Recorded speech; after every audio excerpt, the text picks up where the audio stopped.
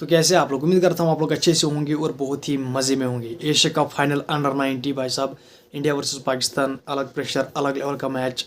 Under 90 के match में भी भाई साहब बहुत सारे लोग देख रहे थे एंड जिस तरह हमने performance the that is not good, क्योंकि पाकिस्तान ने विद बैट विद बॉलिंग बहुत ही अच्छी परफॉर्मेंस दिखाई। पहले तो उन्होंने विद बैट अरफात समीर मिन्हास, हाँ समीर मिन्हास भाई साहब 170, उस बंदे ने 2 बार इस एशिया कप अंडर 90 में भाई साहब 170 प्लस रन स्कोर किए। Literally he is doing very well. And जिस तरह उसने छक्के मारे, चौके मारे, पुल पे छक्के, स्पिनर को कवर की तरफ छक्के, मतलब ही इज़ अनबिलीवेबल। उसने बहुत अच्छा खेला, उसने बहुत ताबड़तोड़ खेला और भाई साहब उसने उस अकेले ने 200 रन किए, फिर बाकी टीम ने भाई साहब 150 किए। समझ रहे हो आप? तो that is the domination from Sameer Minhas. मतलब वो बंदा बहुत लाजवाब खेला एंड बहुत ही ताबड़तोड़ बल्लेबाजी करी उसने। एंड भाई साहब जो इनका अली रज़ा भाई साहब, he is absolute gun player. मतलब वो बॉलर बहुत ही खतरनाक है, वो बॉलर बहुत अच्छा है। उसका फ़ैन है भाई साहब इयान बिशॉप। समझ रहे हो आप? जो इयान बिशॉप उसके लिए ट्वीट करता है, वैसे वो अभी नहीं ट्वीट करता, उसने टैलेंट को देखा तभी वो उसके लिए ट्वीट करता है। लिटरली उसने 4 विकेट ली भाई साहब आज, बाकियों ने भी 2-2 1-1 ली, लेकिन अरब क्या कहते इसको, अली रज़ा भाई साहब ही इज़ एब्सोल्यूट गन। उसने जो परफॉर्मेंस दी है दैट वाज ब्रिलियंट। एंड भाई साहब अब बात करते हैं हम हमारी बैटिंग की। पहले जब आप फाइनल में 350 रनस खाओ, फिर ये डेफिनेटली इम्पॉसिबल है कि आप 350 चेज़ करो, बिकॉज फाइनल का प्रेशर अलग होता है। ऊपर से इंडिया वर्सेस पाकिस्तान का प्रेशर उससे दुगना। समझ रहे हो आप? तो भाई साहब यहाँ पर अगर आप 250 रनस भी खाते भाई साहब, वो 300 रनस के बराबर लगती है आपको, बिकॉज फाइनल में प्रेशर अलग ही लेवल का होता है। एंड फिर जब आप उस टारगेट को चाहते हो कि हम चेज़ करें, आपको उसके लिए प्लानिंग करनी पड़ती है। प्लानिंग क्या करनी पड़ती है? पहले 10 ओवर हम चलो रन बॉल खेलते हैं, कभी कभी चौका भी मारते हैं, लेकिन भाई साहब हमारे बैटर्स ने ये प्लानिंग करी। हमारा वैभव सूर्यवंशी, हमारा कैप्टन साहब, उन्होंने ये प्लानिंग करी शुरू से अटैक करते।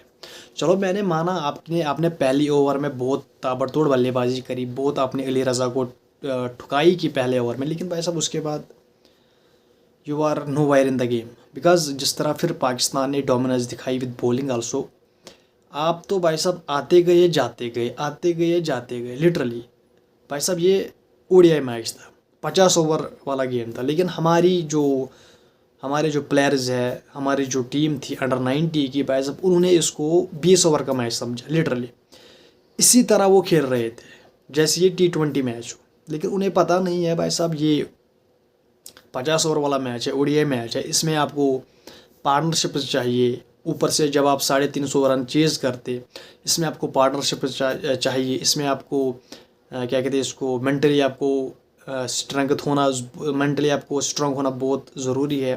फिर आपको उस टारगेट को हिस्सों में चेज़ करना है। पहले 10 ओवर में हमने 100 करना है, एंड फिर अगले 10 ओवर में हमने 150 करना है, फिर 30 ओवर में हमें 200 करने हैं, फिर 40 ओवरों में हमें 300 करना है। लिटरली ऐसी प्लानिंग करनी पड़ती है जब आप फाइनल में 350 चेज़ करो। लेकिन जब आप फाइनल में ही T20 मोड ऑन करोगे तो भाई साहब फिर तो डेफिनेटली भाई साहब अगर आप 6 छक्के भी मारने जाओ भाई साहब, लिटरली 3 लगेगी आपसे, 3 बॉलों में आप मिस हिट ज़रूर करोगे। ये सिंपल सी एक क्या कहते हैं इसको, सजेशन है। जिस बल्लेबाज का दिन भी होता है ना भाई साहब, जब वो 6 छक्के मार भी लेता है, उसकी एक ना एक भाई साहब, एक ना एक बॉल उसको उधर इधर पड़ती है, वैसे वो आउट होता है। तो आप ये मत सोचो कि भाई साहब ये T20 था, ये वनडे था, लेकिन आपने बहुत बड़ी गलती करी। आपकी बैटिंग बिल्कुल कोलैप्स कर गई। आपके बॉलर ने 33 रनस बना लिए, बैटर से हाई स्कोर भाई साहब बॉलर ने बना लिया, दैट वाज ब्रिलियंट। एंड जिस तरह पाकिस्तान ने क्या कहते हैं इसको परफॉर्मेंस दी आज फाइनल में, लिटरली यार बहुत दे डिज़र्व दैट।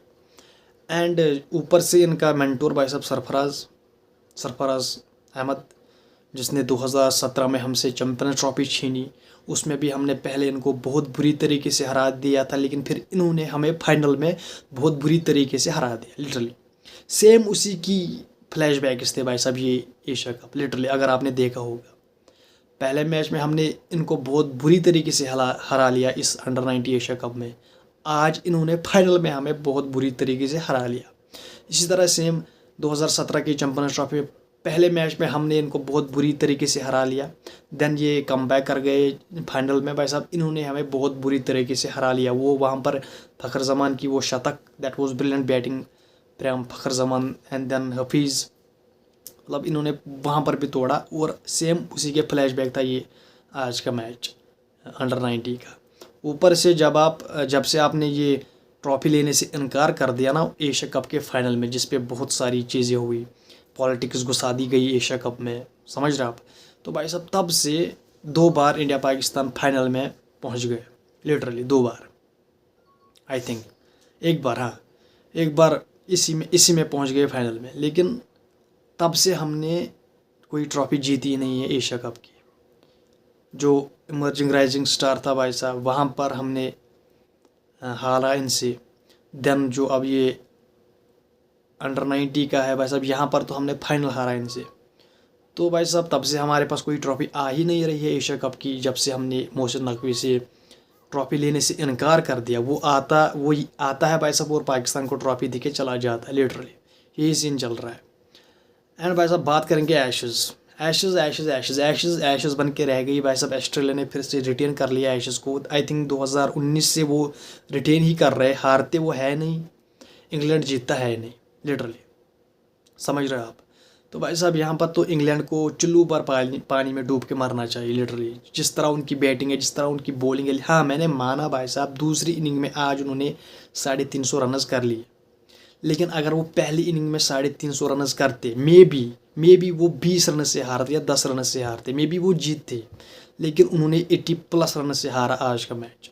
एंड भाई साहब 3rd टेस्ट भी ऑस्ट्रेलिया ने अपने नाम कर लिया एंड एशेज़ को रिटेन कर लिया, समझ रहे हो आप।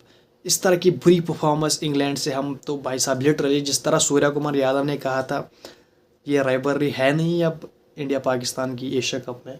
अगर आप स्टैट्स देखो 11 में से ये 2 जीते हैं, लाइक दैट, इसी तरह का स्टेटस था वहाँ पर।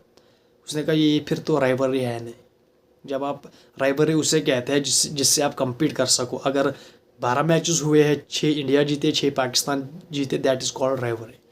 तो सेम लाइक दैट यही हो रहा है भाई साहब इंग्लैंड के साथ। तो भाई साहब अब तो मुझे भी ये लग ही नहीं रहा कि ये राइवलरी है, बिकॉज जिस तरह की इंग्लैंड की टीम लेट जाती है ना ग्राउंड पे, लिटरली यार I don't feel this is ashes. मतलब थोड़ा टक्कर तो दे, थोड़ा compete तो करे, लेकिन कुछ नहीं। उन्होंने बस अपने हाथ खड़े कर लिए भाई साहब। वो कहते हैं भाई तू ले जा ट्रॉफी, तू हमें भी ले जा, लेकिन भाई साहब हम ट्रॉफी नहीं, हम एशेज़ नहीं जीत पाएंगे। लिटरली ये सीन है भाई साहब इंग्लैंड का। उनके बेन स्टोक्स भाई साहब, वो उसके लिए बहुत बुरा हो रहा है, लिटरली यार। वो खुद परफॉर्मेंस दे रहा है विद बैट विद बॉलिंग, लेकिन भाई साहब उसकी बाकी टीम उस तरह की रन में है नहीं। हैरी ब्रूक उस तरह की रन में है नहीं। जो रूट ने आई थिंक दूसरे टेस्ट में शतक मारा, देन वो भी कलर ऑफ हुआ।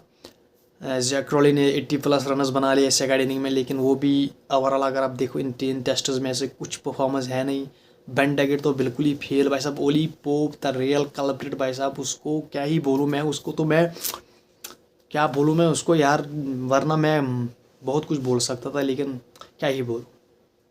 उसकी तो भाई साहब एवरेज देखो आप, उसकी पिछले 16-17 इनिंग्स में से आई थिंक 16-17 की उसकी एवरेज ही है। और भाई साहब अगेंस्ट ऑस्ट्रेलिया कोई हाफ सेंचुरी भी है नहीं उसकी पिछले 15-16 इनिंग्स में। तो this is not good for England, because they are losing and Australia ने फिर से एशेज़ रिटेन कर लिया भाई साहब। पैट कमिंस की वापसी हुई थी 3rd टेस्ट में, एंड उसने अपनी वापसी को पे ऑफ कर दिया और भाई साहब एशेज़ को रिटेन कर लिया। तो उम्मीद करता हूँ आपको वीडियो पसंद आई होगी। वीडियो पसंद आने के साथ चैनल को सब्सक्राइब, वीडियो को कीजिए लाइक एंड बेल आइकन पर ज़रूर प्रेस कीजिए। Bye bye.